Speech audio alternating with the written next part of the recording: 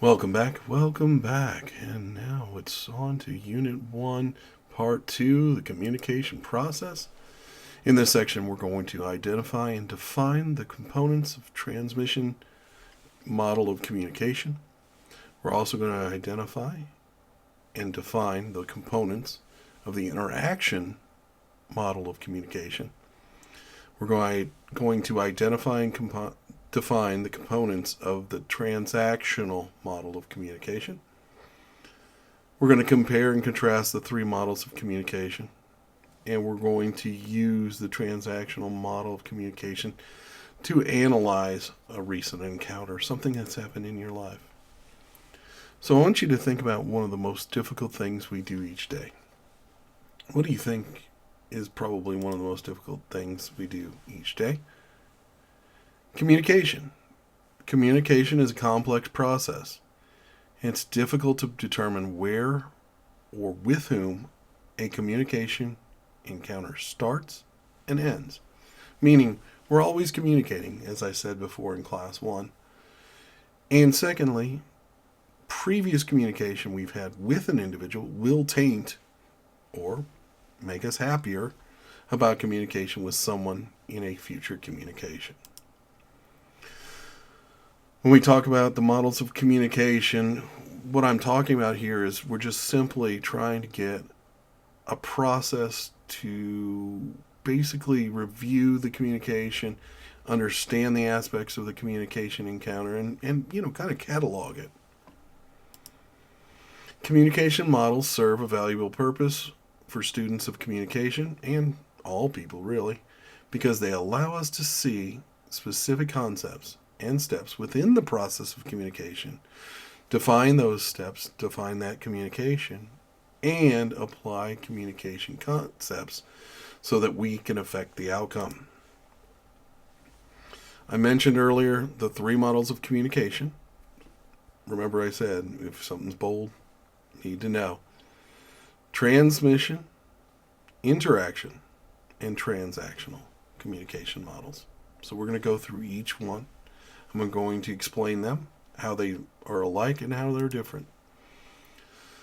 When we think about communication models, they differ, and we're going to talk about that difference. But the first two communication models we're going to kind of go through here, the transmission model and the interaction model, include the following parts.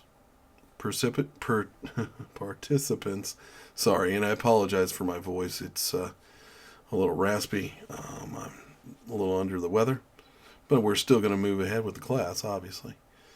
So anyway, the following parts: participants, messages, encoding, decoding, and channels.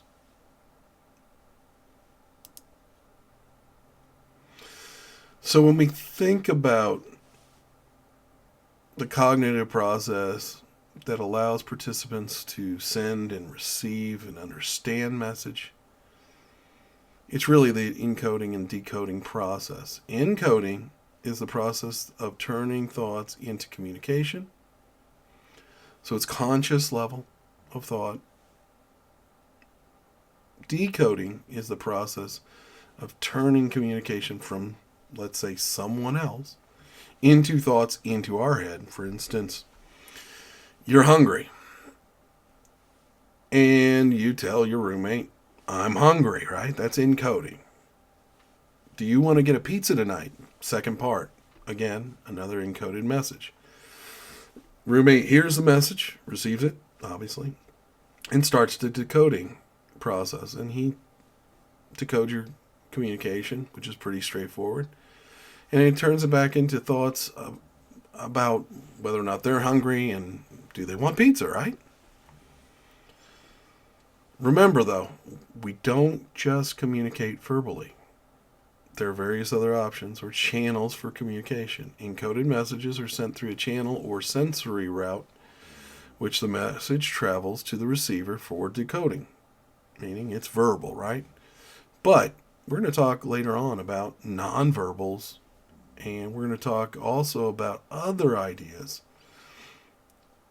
Because when we talk about sensory routes, sight, smell, touch, taste, sound, We typically rely on sight and sound,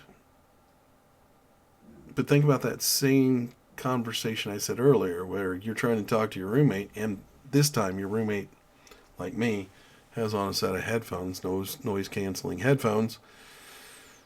They're probably engrossed in a video game or studies, and you have to wave your hands. You have to try to get in front of them and get their attention, right? Because they can't hear you. So when we think about those nonverbals, when we think about those nonverbals in that case, we're using it to gain attention. It really doesn't serve a message of, hey, are you hungry? It just says, hey, and then you can ask the question. So in communication models, participants are senders and possibly receivers of messages in a communication encounter.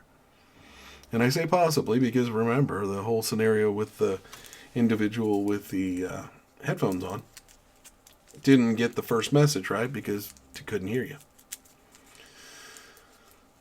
So most messages are verbal or nonverbal, both, being conveyed from a sender to a receiver. So let's take another one.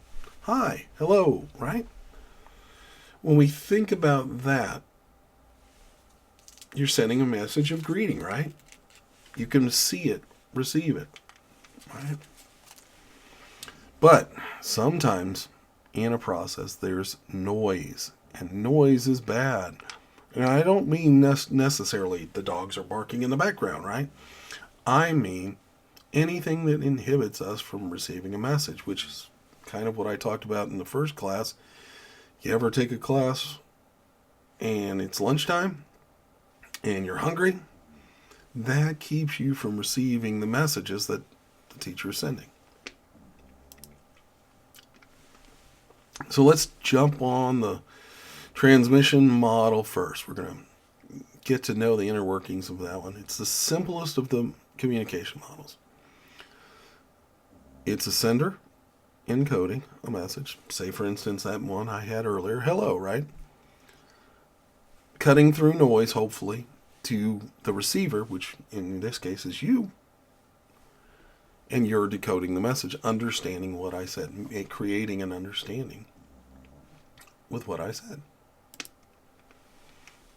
Now, the transmission model of communication describes communication as linear, just a one-way process in which a sender intentionally transmits a message to a receiver. This model focuses on a sender and a message within a communication encounter. The receiver is included in the model, but more of a target, right? An endpoint rather than an ongoing process. And this transmission model of communication was first described by Aristotle as speaker, message, hearer. Think about a radio message and how it's sent to you from your car, right? The listener, which is you in your car. The message is, a radio announcer who's got a verbal message trying to communicate something that they think you might want to enjoy, might want to see, might want to go to, right? It's transmitted by a radio tower through electromagnetic waves and eventually reaches your car, the antenna of your car, then your ears, all in order to be decoded. That radio announcer doesn't know if you've received a message or not. Probably doesn't even know you, right? But if the equipment's working, if the channel is free of static/noise, then there's a good chance the message will be received, right? So when we return back to that communication model and that hello, right? Again, this time we'll make it your friend, right? Your friend sending a message saying hello to you. I think you got it right. I don't want to belabor a point. This is the problem with the transmission model. Since it's a sender and message focused responsibility, The sender's the one that has to ensure that the message is conveyed correctly. While this model emphasizes clarity and effectiveness, it acknowledges that there's barriers, noise, to communication. Also understanding, right? When we think about it, if we spoke in French, but you don't know French, you wouldn't receive the message. Again, noise is anything that interferes with a message being sent between participants in an encounter. Even though I'm speaking as clearly as I can with a sore throat, noise may interfere with your message being accurately received and decoded. My voice isn't strong. I'm not quite as clear as I normally am, right? That's kind of that noise concept. Environmental noise is any physical noise that's present. I'll give you an example. I don't know if you can hear it, but at some point you might be able to hear it. One of my dogs is laying underneath the desk that I'm recording at. That dog is asleep, and that dog is snoring. I think I'm able to talk over it, and I've dialed back the sensitivity on the microphone a bit so that we don't hear it, but it's possible that you might get to hear my little dog, who's all of 10 years old. Yeah, she's 10 this year. Schnoodle, Schnauzer Poodle mix, snore. That's noise. The other day I was walking the dogs in our neighborhood. We were listening to nature, right? Birds. But 2 houses down, there's college students. They go to Brunel. And one of them is a drummer. He also has a band. And he was practicing because he's got a gig coming up. And I could hear that drumming, even though the house was shut up, closed completely. I could still hear the drumming outside. And my dogs obviously wanted to investigate it. It inhibited us from hearing the messages we were looking for, nature. Instead, we heard drumming. Think about noise. When I think about a coffee house, you're going to have the background noise of coffee house, someone calling orders out. You're going to have the sounds of the machinery, the clanking of the glasses and such, right? Have you ever been in a crowded diner? Crowded diner, and you're trying to talk to somebody, and it gets really loud. Maybe like, I don't know, Waffle House, right? And then somebody's loud in there, and then they're banging stuff around, and they're cooking, and they're talking. And if you're just trying to have a quiet conversation, probably not our best place to have it, right? It would interfere with our ability to transmit and receive messages. It would ultimately keep us from decoding the messages properly. Semantic noise refers to noise that occurs in the encoding and decoding process when participants do not understand a symbol, a word, or a channel. I've done that a couple times today. I'm not feeling the best. I looked at a word, read it as something else, right? Dinner, diner, right? I'm the one that wrote the slides. I mean, I know this stuff, but, again, I'm not on top of my game. And so that could inhibit you understanding.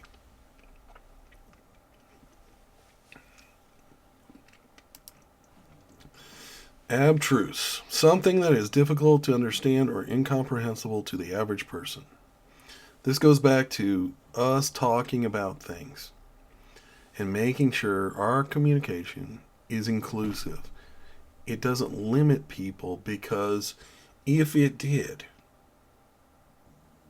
if it were limiting through language, for instance, choice of words, or language in speaking in a foreign tongue, right? It makes for the receiver having a difficult time understanding. So one thing we can control in our communication, of course, is making sure that we choose our words carefully. Although the transmission models may seem simple or really, honestly, underdeveloped today, the creation of this model, which was years ago, allowed scholars to examine communication and how the process works in new ways. Of course, ultimately, when we think about those kind of things, it leads to more complex models and theories about communication, and we're about to discuss some of those very soon. The transmission model of communication is well suited for describing an act of mediated communication, like text messaging. Since the sender isn't sure that the meaning was effectively conveyed or that the message was even received by the receiver at all, right? We've all been there. Text messages, not everybody has their read on, right? So we don't even know if it's been received. Also, noise can interfere with the transmission of text. Those people have a life. They're doing their own thing, right? They're busy about their life too. So when we think about mediated communication, we're going to talk more on that, and I'll define it. Think about texting for this point. Noise can interfere with the transmission of the text. Also, we may be abstruse. And I'm going to give you an example of abstruse here. So my wife was texting her father, and her dad asked what they were doing, and my wife responded, I was busy with my studies at that time. I'd almost finished with I was finished with my bachelor's degree and had another semester to go for my master's. So, in that semester, it was my last semester of both classes, master's and bachelor's classes. So my wife was watching Duck Dynasty with my stepdaughter, her daughter. My wife typed a response back, which unfortunately Siri corrected as not Duck Dynasty. It replaced the letter after the first D with a different vowel. Okay? Now, mind you, this is her father. This is going to. And I don't care how old you get, you really don't want to send a message like that to your dad, right? The point of that is, we can mess up. Technology can fail us. Mediated communication is not perfect. Noise can interfere. So now you can consider the problems or noise we cause with autocorrect when it kicks in with the wrong word and you use the wrong phrase. Right? It happens. We all have had it happen. Now that I've described the transmission model of communication, let's move on to the interaction or interactive model of communication, which describes communication as a process in which participants alternate positions as senders and receivers, generating meaning by sending messages and receiving feedback within the physical and psychological context. Hang on one second. All right. Sorry about that. I am fighting a cold. So, this is a much more accurate model of communication as we understand it. Think about it. We're all receivers and senders both, right? So rather than illustrating communication as a one-way street, right? The interaction model incorporates the feedback loop, which makes communication more interactive and a true two-way process. Here's the interactive model of communication. If you see there, again, how are you? It's a follow-up after the hello, right? How are you? It's got to get through the noise. The receiver has to hear it, understand it, process it, right? And then respond. Fine. Thank you. The sender now, or the receiver from the first message, now is the sender for the second message. And the sender from the first message is now the receiver of the second message, and they have to psychologically listen to that, fine, thank you, and try to figure out whether or not you're really fine. Right? Because everyone says they're fine. With the inclusion of the feedback loop, it also leads to a more complex understanding of the participants in a communication encounter. It's like a volley in tennis, right? Back and forth, back and forth. Each participant alternates roles as sender and receiver in order to keep the communication encounter going. If you think about it very consciously and sometimes unconsciously, we work through that process, right?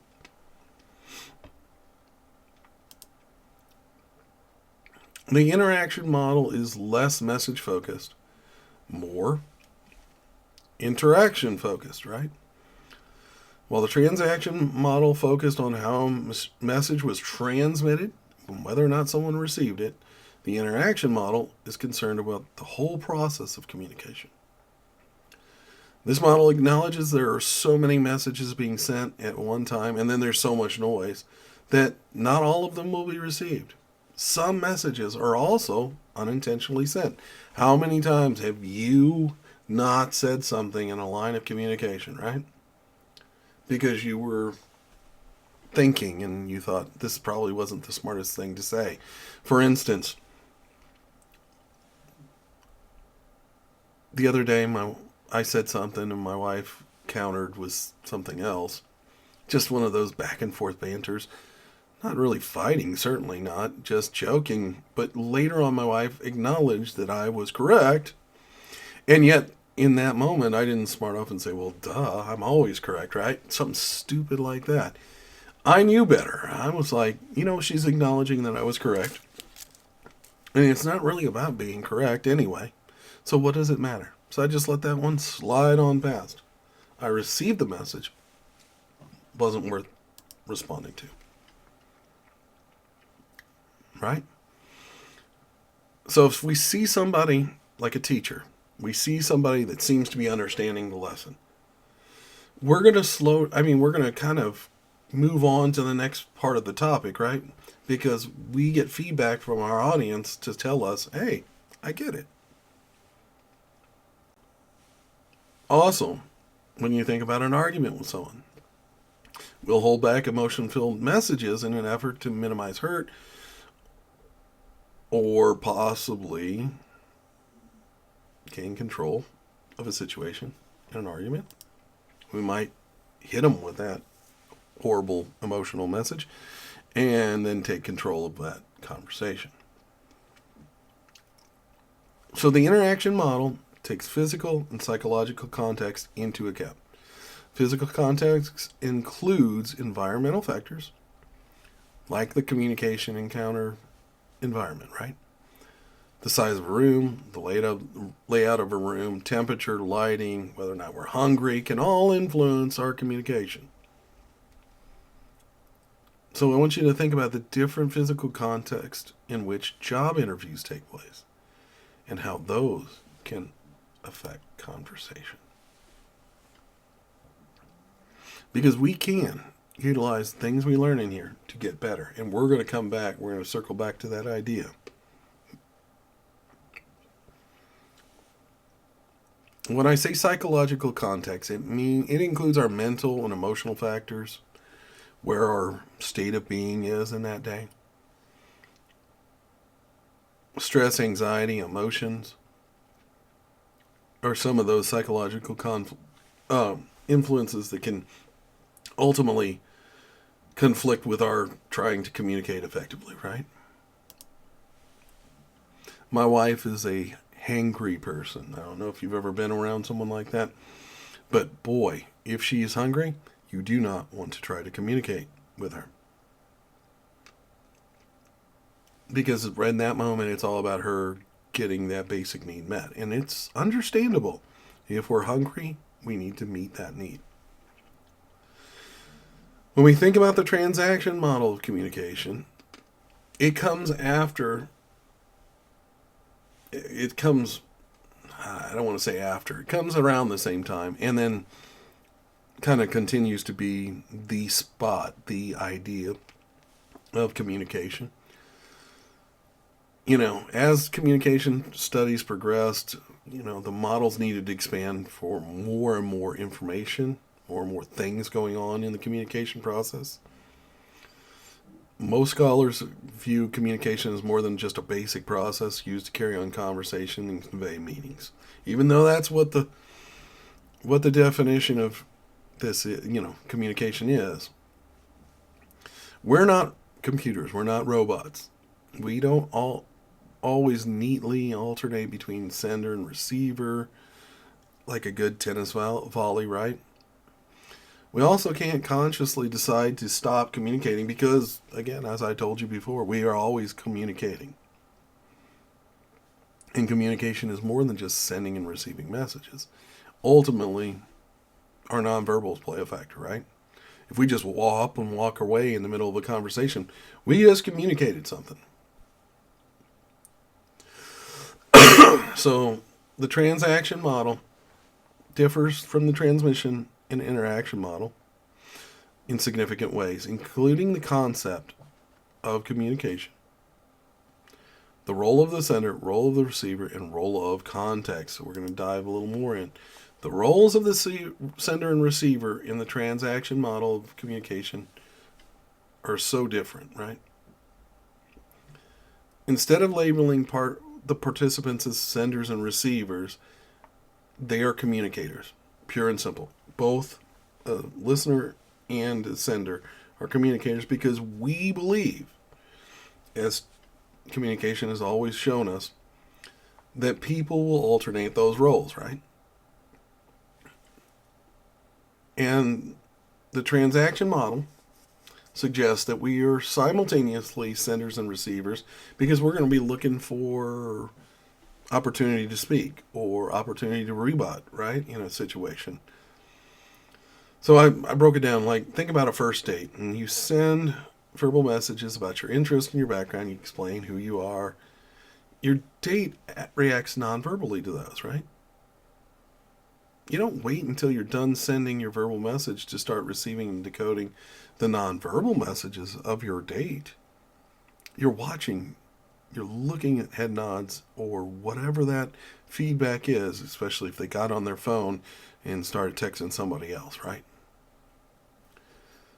We're always simultaneously sending verbal messages and nonverbal messages. We're listening. We're receiving those messages from somebody else. We're observing the environment. So communication, there's a lot going on. A lot going on.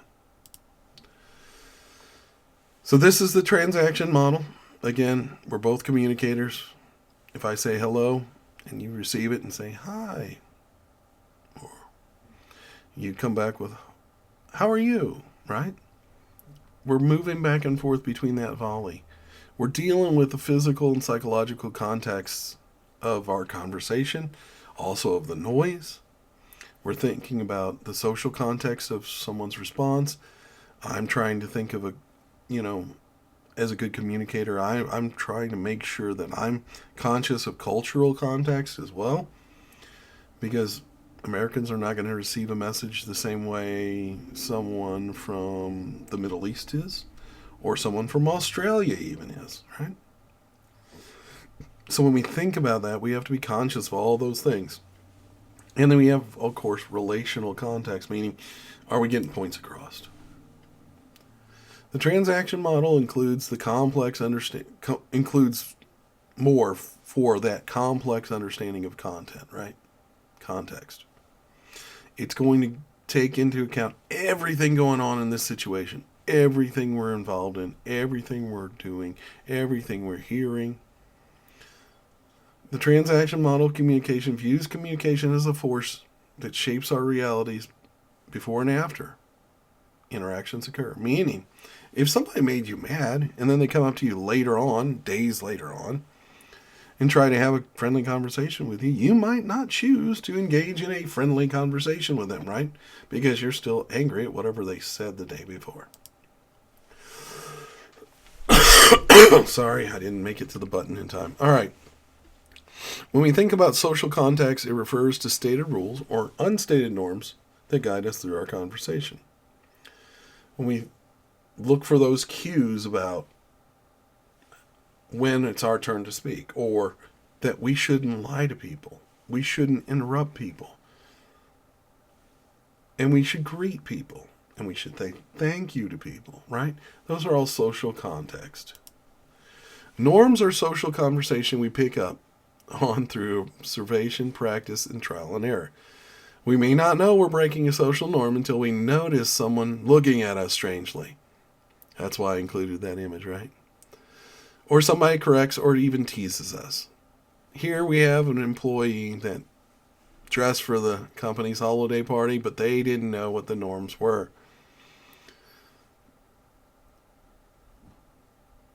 Here they're going to have somebody point out their indiscretion, their mistake, right? And so even in communication, someone has pointed out when we've stepped on somebody as far as like running ahead with our conversation and not being inclusive. And those type cues are what taught us to, hey, be courteous, be kind. Relational context includes interpersonal history with that person, right? And the type of relationship we have with that person. We communicate with someone differently if we've just met them versus if we've known them a long time. I'm going to communicate with my wife differently than I'm going to communicate with my students, right? I'm going to communicate with my dog differently than I communicate with my wife. That's just how life works. But we cannot we cannot discount past relationships, past situations with people that will influence communication from that moment onward. Also, we think about social norms like politeness and attentiveness, and we're going to probably be more attentive, more polite to someone we care more about versus someone we just met. So keep that in mind. Cultural context, remember I kind of vaguely described that, but it has to do with identities. It could be age, race, gender, nationality, ethnicity, sexual orientation, economic class, and even someone's ability, right? I won't talk to a student the same way I will talk with another professor, generally speaking. And we're going to talk more about that in communication and perception. But we need to think about identities, people's identities, and how that affects our communication. Some people, especially those with identities that have been historically marginalized, those people, when we say a phrase like that, right? It can be offensive. Anytime someone's been singled out or treated differently, it can create tension. We need to not create tension in our communication. We need to move ahead with clear communication, effective communication, and be courteous to each other. We as Americans tend to talk very fast, and we tend to be sometimes a little too loud as well. So keep that in mind. I want you to think about the transaction model of communication and analyze a recent communication encounter in your life. Just think about it, okay? Come up with how that communication went. Tell me the scenario. Tell me why it went the way it did and how it could have been changed. That's it for today. Thanks so much for part 2. And I'll see you on the other side for part 3.